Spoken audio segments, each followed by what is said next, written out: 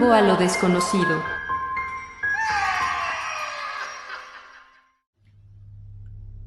La población medieval veía desde otra perspectiva todos los fenómenos sobrenaturales que en ese entonces ocurrían. Tenían en mente que dichas manifestaciones eran el resultado de muertes anormales. Para ellos, los espíritus o almas incursionaban de forma regular a nuestro mundo, ya que la muerte no era una frontera entre los vivos y los muertos. Si bien el concepto sería extenso de explicar, a grandes rasgos, era así como en aquellas épocas se veían estos temas. Te dejamos una serie de relatos que quedaron documentados en la literatura y algunas crónicas medievales.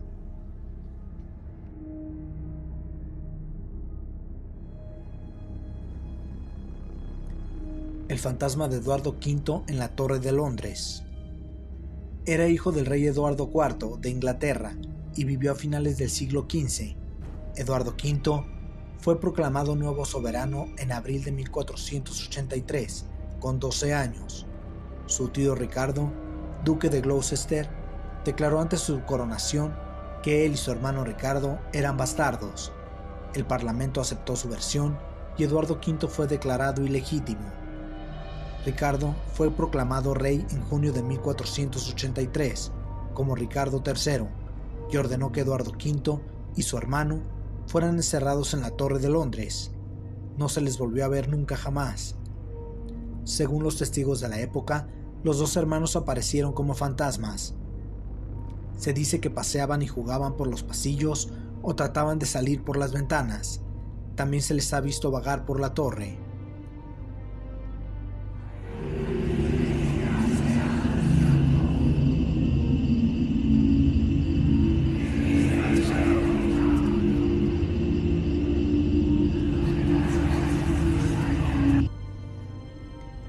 El fantasma de la emperatriz Matilde de Inglaterra, la Dama Blanca. La emperatriz Matilde vivió en el siglo XII. Era hija del rey Enrique I y nieta de Guillermo el Conquistador. Tras enviudar del emperador Enrique V de Alemania, a los 20 años, comenzó a llevar una vida díscola. Su padre la encerró en la habitación rosa de la abadía de Mortemer durante varios años. Su padre le levantó el castigo y la casaría nuevamente con Godofredo de Plantagenet. A la muerte del rey Enrique I, reclamaría sus derechos al trono, logrando ser reina de Inglaterra en 1141. El fantasma de Matilde aparece en la abadía después de su muerte en luna llena, con una luz blanca. Va vestida con guantes blancos que anuncian un matrimonio o un nacimiento. En cambio, si usa guantes negros, anuncia el fallecimiento de una persona.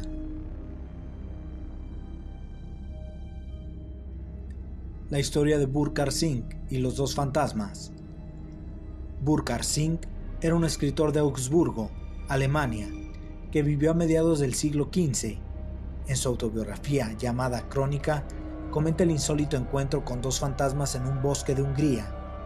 Burkhard se internó en la espesura con su caballo, siguiendo a dos nobles que le precedían en el camino.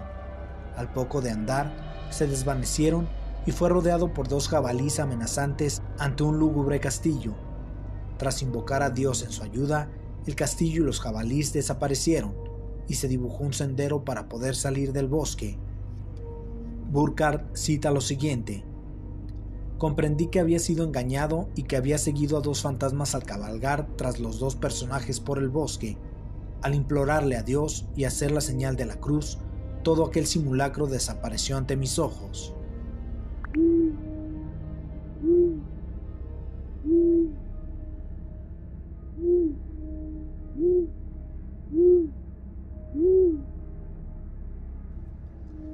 El Castillo Parador de Cardona, Barcelona, es un edificio que se inició en el 886 en época del conde Wilfredo el Velloso. La habitación 712 cuenta con la presencia del fantasma de una mujer vestida con ropas medievales, acompañada por un hombre robusto. Se oyen voces y ruidos como si movieran muebles, aun cuando la habitación está vacía. La mujer también coge las manos de los presentes o no permite que entren para limpiar la habitación. Se cree que la mujer era Adalés, hija de un vizconde de Cardona, que fue condenada a vivir encerrada en la Torre Miniona por enamorarse de un musulmán en el siglo XI.